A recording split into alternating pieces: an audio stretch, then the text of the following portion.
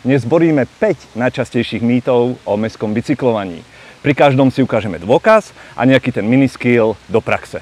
Vítajte v Mestských otáčkach. Bicyklovanie v meste je nebezpečné. Riziko výrazne znižujú cyklopruhy, ktoré sú fyzicky chránené od premávky.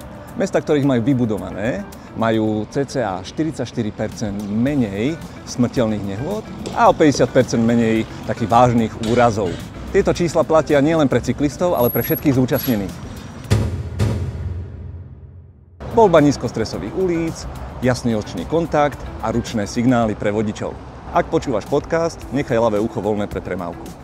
Bezpečnostné ťaháky do mesta plus šablónu listu pre tvoju samosprávu s nejakými návrhmi na drobné úpravy nájdeš na mojom Hero. Stiahni si, vypíš a uvidíš, že keď sa im ozveme v hojnom počte, tak oni budú musieť začať konať. Bicykel je pomalý oproti autu. V mestách často rozhoduje čas cesty od dverí k dverám, čiže od A do B, vrátane čakania, parkovania či cesty samotnej do toho cieľa. Bicykel teda často vyhrá, respektíve remizuje a drží krok aj v hustej premávke na trasách dlhých 4 až 5 km. No a nejdem ani začínať s tým, že tie zdravotné benefity sa kumulujú a je to teda win-win každý deň. Ako experiment som 3 dní po sebe prešiel v rovnaký čas rovnakú trasu, cca 4 km na bajku a na aute, no a potom spriemeroval časy. Bike to spravil za 8 minút 52 sekúnd a auto za 9 minút a 13 sekúnd. Vôbec nie zle, vyhral som. Sám nad sebou. Bicyklom to bolo trošku kratšie ako tie 4 km, lebo poznám svoje skratky. No a čo tvoja stopa? Taký konzervatívny odhad. Benzínové auto spáli na týchto 4 km 0,4 až 0,6 kg CO2. Čiže keď dvakrát týždenne nahradíš jazdu autom bicyklom, ušetríš kilo CO2 týždenne, alebo tak priemerne cez pracovné dni 48 kg ročne.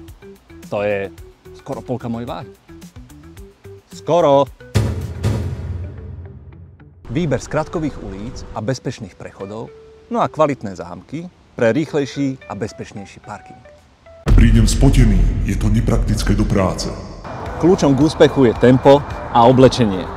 Pri konverzačnom tempe počas mestskej jazdy sa dá dojsť do cieľa celku fresh. 80% tempo smerom do kopca, vyvetranie sa na červených, rýchla hygiena, ako napríklad vlhčené vreckovky, náhradné tričko a mini deodorant v taške. Jazdiť sa dá len v lete. Jazdiť sa dá počas celého roka.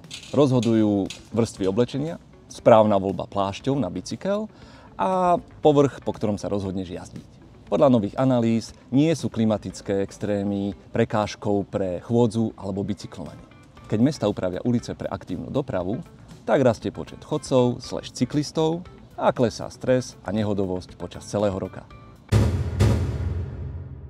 Správny tlak v plášťoch pre lepšiu prirovnavosť, výber ulic s najlepším odtokom vody, no a sezónne minimum, ako sú blatníky, rukavice, pri veľkej zime palčiaky a reflexné prvky, hlavne keď sa v zime skôr sníva.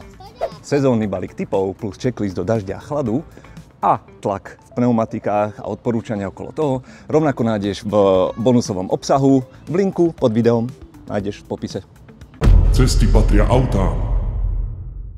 Ulice a mestá primárne patria ľuďom a nie autám. Ak bude lepšia infraštruktúra, vylezie viacej bajkov, to znamená, že bude menej aut a keď je menej aut, to sa rovná menej zápchy. Easy. Konštruktívna a prehľadná komunikácia s ostatnými vodičmi na uliciach, ale ako som už bol spomínal, aj s tvojím mestským úradom, s tvojou samosprávou a hlavne s tvojimi komunitami.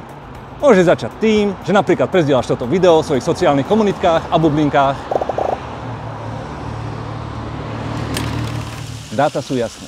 S dobrou mestskou infraštruktúrou je bicykel bezpečný, časovo konkurencieschopný a pojazdný počas celého roka s obrovskými zdravotnými a ekologickými benefitmi.